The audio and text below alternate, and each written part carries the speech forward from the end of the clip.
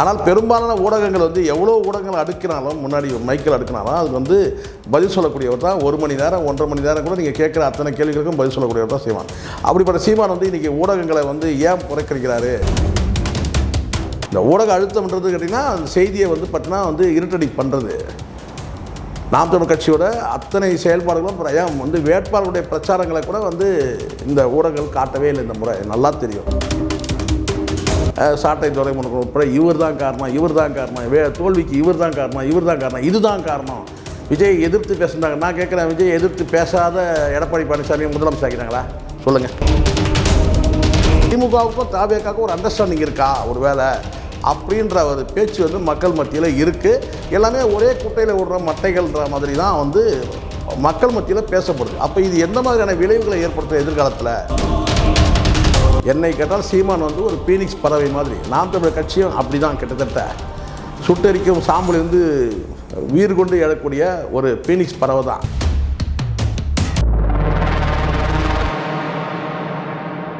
Madras mail நேயர்களுக்கு என் அன்பான வணக்கம். நாம் தமிழர் கட்சி சீமான் அவர்கள் அடுத்தடுத்து ஊடகங்களை புறக்கணிக்கிறாரு அப்படின்னு ஒரு செய்தி பரவுது. உண்மையிலே ஊடகங்களை புறக்கணிக்கிறவர் தானா சீமான்? மனசாட்சியோடு யோசித்து பாருங்கள். ஒரு நாளைக்கு காலையில் மத்தியானம் சாயந்தரம் 3 வேளை யாராவது இரவு கூட சேர்த்து வச்சுங்க 4 வேளை மீடியாக்களை சந்திக்கிறது யாருன்னு கேட்டால் அது நாம் தமிழர் கட்சியோட தலைமை ஒருங்கிணைப்பாளர் சீமான் தான். வேறு எந்த அரசியல் கட்சி தலைவரும் ஊடகங்களை சந்திக்கிறதே இல்லை. இதன் மூலமாக ஊடகங்களுக்கு பார்த்திங்கன்னா ஒரு வருவாய் இருக்கா இல்லையா? நேர்மையாக பேசுங்க. நான் சொல்கிறது சமூக வலைதளம் மட்டுமே இல்லை, மெயின்ஸ்ட்ரீம் மீடியாக்கள் கூட இன்றைக்கி டிஜிட்டல் பிளாட்ஃபார்மில் பயணிக்கிறாங்க. சீமான் அவர்கள் இந்த மீடியா சந்திப்பால் வருமானம் இருக்கா இல்லையா? அந்த வருமானம்லாம் இருக்குது. அதெல்லாம் நீங்கள் ஒரு பக்கம் அதை என்ஜாய் பண்ணிக்கிட்டு அதுக்கப்புறம் அவரையே சீண்ட விட்டு ஒரு கேள்வியை கேட்டு அதை எதிர்மறையாக விமர்சனம் பண்ணுறது எப்படி நியாயமாக இருக்கும்? எல்லா ஊடகங்களையும் அன்பு பாராட்டுறவர் சீமான். அது கடந்த காலத்தில் எல்லாருக்கும் தெரியும். அது அண்ணன் தம்பின்னு சொல்லி பேசுகிறது தான். எகத்தாளமாக ஒருத்தர் 2 பேர் யாராவது தேவையில்லாமல் பார்த்தீங்கன்னா ஒரு சிக்கலை உருவாக்குற மாதிரி கேள்வி கொந்தளிச்சிருக்காரு. அது எல்லாருக்கும் நடக்கிறது தான். ஆனால் பெரும்பாலான ஊடகங்கள் எவ்வளோ ஊடகங்கள் அடுக்கினாலும் முன்னாடி மைக்கில் அடுக்கினாலும் அது பதில் சொல்லக்கூடியவர் தான். 1 மணி நேரம் 1.5 மணி நேரம் கூட நீங்கள் கேட்குற அத்தனை கேள்விகளுக்கும் பதில் சொல்லக்கூடியவர் தான் சீமான். அப்படிப்பட்ட சீமான் இன்றைக்கி ஊடகங்களை ஏன் புறக்கணிக்கிறாரு அப்படின்னு சொல்கிறது அது நல்லாவே தெரியுது. அது கடந்த கால மாநாடாக இருக்கட்டும், இப்போ சமீபத்தில் நடந்த தேர்தலுக்கு முன்னாடி நடந்த அந்த மாநாட்டு நிகழ்ச்சிகளை ஊடகங்கள் பதிவேற்றம் பண்ணவே இல்லை. பண்ணாங்க, அப்படி போகிற போக்கில் அப்படி பண்ணிட்டு போயிட்டாங்க தவிர அது முழுமையாக காட்சிப்படுத்தவே இல்லை. சீமானவர்களோட பேச்சே முழுமையாக காட்சிப்படுத்தலை பல ஊடகங்கள்.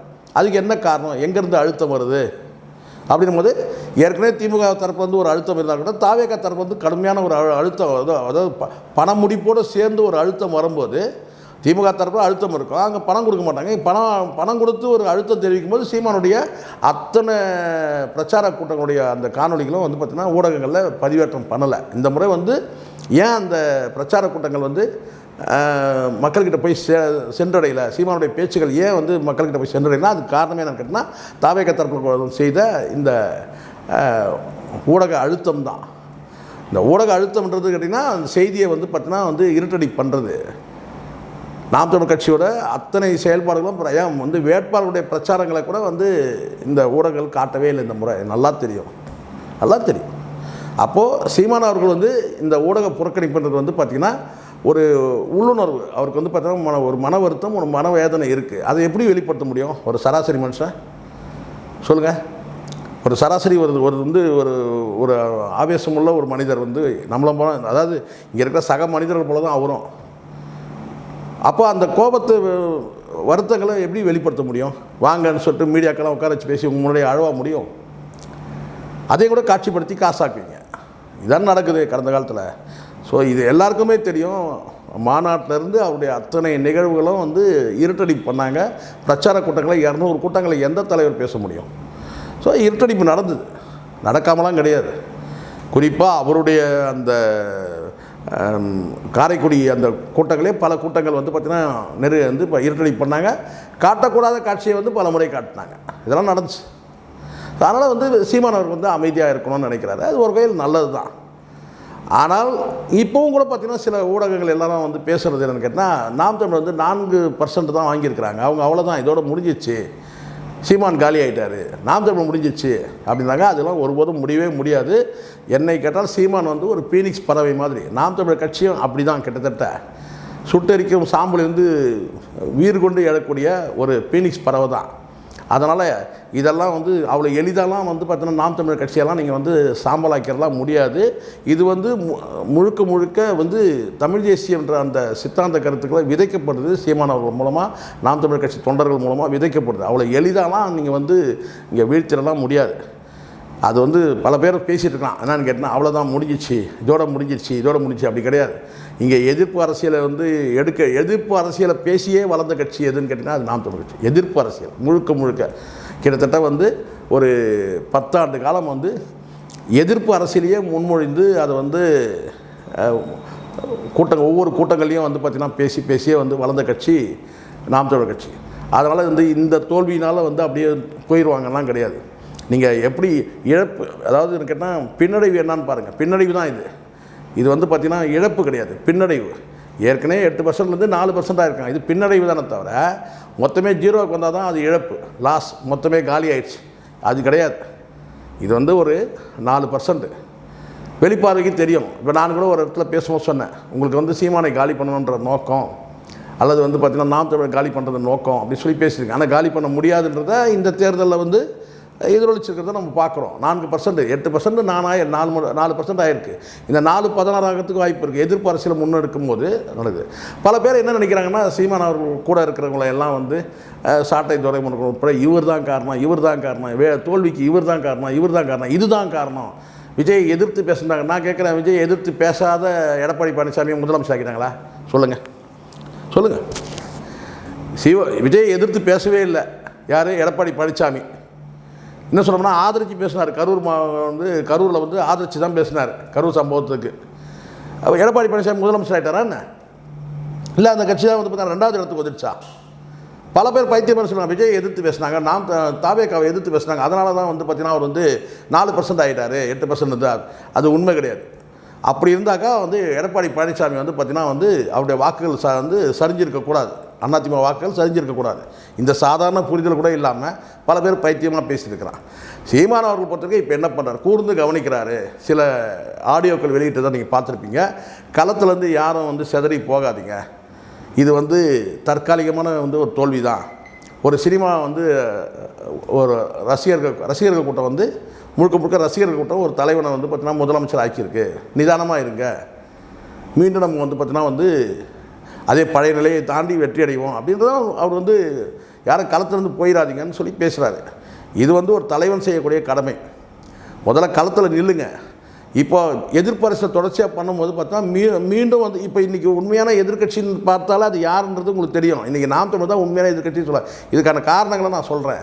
இப்போ நீங்கள் வந்து அதிமுக எடுத்துங்க, 2 பிளவுபட்ட கட்சி, ஒரு பிரிவு வந்து ஆதரிக்குது தாவேக்காவை, ஒரு பிரிவு எதிர்க்குது. சரிபாதியாக வந்து செங்குத்தாக பிளந்துருக்கு. இப்போ அதிமுக இருக்க அந்த எம்எல்ஏக்கள் குழுக்கு மட்டுமே சொல்கிறேன் நான், கட்சி பிளந்தான்றது தெரியாது. ஆனால் இன்றைக்கி வந்து சட்டமன்றத்தில் 2 பிரிவாக இருக்குது. ஒரு பிரிவு வந்து ஆதரிக்கிற இடத்துல இருக்குது, ஒரு பிரிவு எதிர்க்கிற இடத்துல இருக்குது. இன்னொரு இடத்துல வந்து பார்த்திங்கன்னா வந்து கூட்டணி கட்சிகள் எல்லாம் வந்து பார்த்திங்கன்னா இந்த அரசு வந்து தூக்கி நிறுத்துறதுல இருக்குது. இன்னொரு பக்கம் வந்து கேட்டால் வந்து எதிர்ப்பு தெரிவிக்கிறாங்க. திமுக தரப்பில் எதிர்ப்பு, ஆனால் திமுக கூட்டணி கட்சிகள் ஆதரவு. எப்படி இருக்குது? இங்கே வந்து அதிமுக பிளவுபட்டிருக்கு, ஒரு பிரிவு ஆதரவு, ஒரு பிரிவு எதிர்ப்பு. அப்போ இந்த இடத்துல இங்கே எதிர்க்கட்சியே இல்லைன்றது தானே. எதிர்க்கட்சின்னு ஒரு தனித்துவமாக அங்கே யாருமே இல்லை, தனித்தன்மையோடு இல்லை. இப்போ தனித்தன்மைனா இப்போ திமுக கூட்டணி கட்சிகள் அனைத்துமே வந்து தாவேக அரசை எதிர்த்து நிற்கணும். ஆனால் அங்கே எப்படி இருக்குன்னா கூட்டணி கட்சிகள் ஆதரிக்கிறாங்க. சரி, இனிமேல் இவங்களோட கூட்டணி இல்லைன்னு திமுக தலைமை அறிவிக்குதா? எங்கள் வந்து பார்த்தோன்னா திமுக கொள்கைக்கு எதிராகவும் வந்து பார்த்தோன்னா நிலைப்பாட்டுக்கு எதிராகவும் முடிவெடுத்தனால இந்த கூட்டணி கட்சிகள் இனிமேல் வந்து பார்த்தோன்னா கூட்டணியில் இல்லைன்னு சொல்லி டிக்ளேர் பண்ணி அறிவித்தாங்களா? இல்லை. ஆனால் இன்றைக்கும் கூட்டணி தொடருதுன்றாங்க. ஆனால் திருமாவளவன் என்ன சொல்கிறாரு, நாங்கள் வந்து திமுக கூட்டணியில் இருக்கிறோம், ஆனால் வந்து தாவேக்காக்கு ஆதரவு தெரிவிக்கிறேன்றார். இது எப்படி? இது மாதிரியான எப்பயாவது பார்த்துருப்பீங்களா இந்த மாதிரி நிலைப்பாடை? சொல்லுங்கள் பார்க்கலாம். இந்த சைடில் வந்து பார்த்தீங்கன்னா 2 பிரிவு பிரிஞ்சு வந்து பார்த்தீங்கன்னா வந்து சிவி சண்முகம் தலைமையில் ஒரு பிரிவு கேட்டால் நாங்கள் வந்து டிவிக்கு அரசுக்கு ஆதரவு விஜய் அரசுக்கு ஆதரவு தெரிவிக்கிறோம்னு சொல்கிறாங்க. அப்போது இந்த மாதிரியான ஒரு குழப்பமான சூழ்நிலையில் சீமான் அவர்கள் கூர்ந்து கவனிக்கிறாரு. அவருடைய நிலைப்பாடு என்னன்றது உங்களுக்கு வந்து அடுத்தடுத்து கூட்டங்களில் தெரிய வரதான் போது அவர் பேச தான் போகிறார். ஆனால் கொஞ்ச நாள் அமைதியாக இருக்கிறது நல்லது, சரியான நடவடிக்கை. ஊடகங்களில் வந்து பேசுகிறதுனால உங்களுக்கு என்ன? ஊடகம் பேசி இப்போ நான் கேட்குறவங்க கேட்டால் வந்து தமிழ்நாடு அரசு முதலமைச்சரை பேச சொல்லுங்கள். யாரும் பேசவே இல்லை. இது வரைக்கும் முதலமைச்சர் வாய் திறக்கவே இல்லையா, பத்திரிகைகளை சந்திக்கவே இல்லைல்ல. அப்போது அவரை மட்டும் சந்திக்க சொல்ல மாட்டீங்க. ஆனால் சீமான் அவர்கள் வந்து பேசணும். ஏன்னா சீமான் அவர்கள் பேசினாருன்னா அவர் ஏதாவது கிளறி விட்டு அவர் ஏதாவது ஒரு வார்த்தையை விட்டாருன்னா அதன் மூலமாக வந்து பார்த்திங்கன்னா செய்தியாக்கும். அதுதான் செய்தியாக்கி நீங்கள் வந்து சாப்பாடாக்கணும்.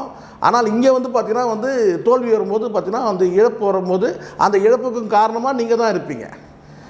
அதுதான் நம்ம பார்க்குறோம். கடந்த காலத்தில் நான் சொல்கிறேன், ஊடகங்கள் எல்லாமே வந்து செய்திகளை வந்து இப்போ இதே நீங்கள் வந்து 40 வேட்பாளர்களை வந்து பார்த்திங்கன்னா நீங்கள் வந்து நேர்காணல் கொடுத்தீங்களா? ஏதாவது ஒரு வேட்பாளர் நேர்காணல் பண்ணியிருப்பீங்களா?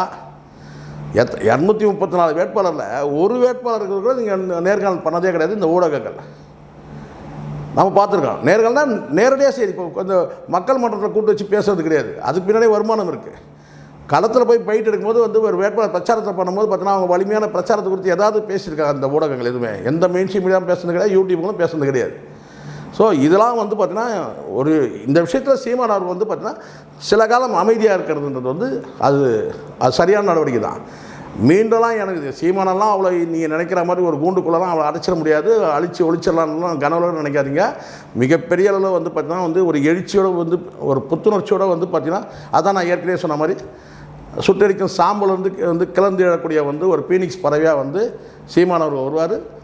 நாம் தமிழர் கட்சியை உயிர் கொண்டு எழும். கண்டிப்பாக சொல்கிறேன், இந்த 4% எதிர்ப்பு அரசியல் மூலமாக தாவேகா எதிர்ப்பு அரசியல் மூலமாக ஒரு 4 மடங்கு வந்து பார்த்திங்கன்னா வந்து பாய்ச்சலில் வந்து இது வந்து முன்னேறி செல்லும். இப்போது நான் சொல்கிறேன் 31 தேர்தலில் வந்து பார்த்திங்கன்னா சீமான் வந்து பார்த்திங்கன்னா 16% வந்து இலக்கு அடையும். 4 மடங்கு கண்டிப்பாக வந்து வளர்ச்சி அடையும். ஆனால் அதுக்கு காரணம்னு கேட்டால் இங்கே தான் உண்மையான எதிர்கட்சியாக வந்து செயல்படக்கூடியதே வந்து பார்த்திங்கன்னா நாம் தமிழர் தான். வேறு எந்த கட்சியும் இங்கே எதிர்கட்சியாக செயல்படுதாருன்னா இல்லை. இன்றைக்கி 2 கூட்டங்களில் வந்து உதயநிதி அவர்களும் சிறப்பாக பேசினார். ஆனாலும் கூட அந்த மக்கள்கிட்ட ஒரு நம்பகத்தன்மை எப்படி வருதுன்னு கேட்டால் அந்த கூட்டணி கட்சிகள் வந்து பார்த்திங்கன்னா ஆதரவில் இந்த ஆட்சி இருக்கும்போது நீங்கள் என்ன தான் பேசினாலும் வந்து பார்த்திங்கன்னா அது வந்து சிறப்பாக பேசினா நல்லா பேசினா சொல்லுவாங்க. ஆனால் அதில் உண்மைத்தன்மை இருக்கா, ஒரு வீரியம் இருக்கா அப்படின்னு ஒரு கேள்வி மக்கள்கிட்ட வரதான் செய்யுது. ஏன்னா இங்கே கூட்டணி கட்சிகள் எல்லாமே வந்து திமுக கூட்டணியில் வந்து வெற்றி பெற்ற கட்சிகள் தான் அங்கே இருக்குது. அவங்க வந்து பார்த்திங்கன்னா அதை பெரிதாக எடுத்துக்கலனாலும் கூட பார்த்திங்கன்னா அவங்களுக்கு ஆதாயமாக அதை பயன்படுத்தினா கூட எப்படி வந்து திமுகவுக்கும் அதிமுகவும் வந்து ஒரு மறைமுகமாக ஒரு அண்டர்ஸ்டாண்டிங் இருந்ததுன்னு சொல்லி பேசப்பட்டது. அதனால தான் வந்து ஏடிஎம்கேவுடைய வந்து அந்த வாக்கு எண்ணிக்கை இழப்பு கூட அதுதான் காரணம். திமுகவுக்கும் அதிமுகவுக்கும் ஒரு அண்டர்ஸ்டாண்டிங் இருக்குது. இப்போ கிட்டத்தட்ட அப்படி தான் இருக்குது. என்னென்னு கேட்டிங்கன்னா திமுகவுக்கும் தாவேக்காவுக்கும் ஒரு அண்டர்ஸ்டாண்டிங் இருக்கா ஒரு வேளை அப்படின்ற ஒரு பேச்சு வந்து மக்கள் மத்தியில் இருக்குது. எல்லாமே ஒரே குட்டையில் விடுற மட்டைகள்ன்ற மாதிரி தான் வந்து மக்கள் மத்தியில் பேசப்படுது. அப்போ இது எந்த மாதிரியான விளைவுகளை ஏற்படுத்தும் எதிர்காலத்தில்? இன்றைக்கி வந்து திமுக என்ன தான் நாங்கள் வந்து தாவேக்காக்கு எதிர்ப்பு அரசியல் பண்ணால் நாங்கள் தான் எதிர்கட்சின்னு சொன்னால் கூட கூட்டணி கட்சிகள் விஷயத்தில் ஒரு சரியான நிலைப்பாடை எடுத்தால் மட்டும்தான் இது மக்கள் மத்தியில் நம்பகத்தன்மை வரும். இல்லைன்னா மறைமுகமாக வந்து பின்புற அதாவது புறவாசல் வழியாக ஏதோ ஒரு தொடர்பு இருக்கிற மாதிரி தான் மக்கள்கிட்ட பார்க்கப்படுது. இது வந்து திமுக தரப்பில் தாவேகா தரப்பில் நடக்கக்கூடிய அந்த விஷயம். இன்னொரு பக்கம் வந்து பார்த்திங்கன்னா வந்து எடப்பாடி பழனிசாமி அவர்களும் வந்து பார்த்திங்கன்னா இப்போ கட்சியை காப்பாற்றுற நிலையில் அவர் இருக்கிறார். கட்சியை வந்து பாதுகாக்கிற இடத்துல அவர் இருக்கிறார். கட்சியை பிளவுபடக்கூடாதுன்ற அந்த வேகத்தில் இருக்கிறதுனால அவர் வந்து ஒரு எதிர்கட்சியாக செயல்பட முடியாது. ஏன்னா தன் சொந்த கட்சி பிரச்சனையை சேர்க்கறதுக்கு அவர் சக்திகள் போயிடும். அப்போது இங்கே உண்மையாக வந்து பார்த்திங்கன்னா வந்து மக்கள்கிட்ட இருக்கிற பிரச்சனையை எடுத்து சொல்கிறதுக்கு ஒரு கட்சி தேவை. அது கண்டிப்பாக நாம் தமிழர் தலைமையிலான சீமானுடைய கட்சியாக தான் இருக்குன்றது என்னுடைய நம்பிக்கை, என்னுடைய பார்வை. மீண்டும் அடுத்த காலையில் சந்திப்போம். நன்றி, வணக்கம்.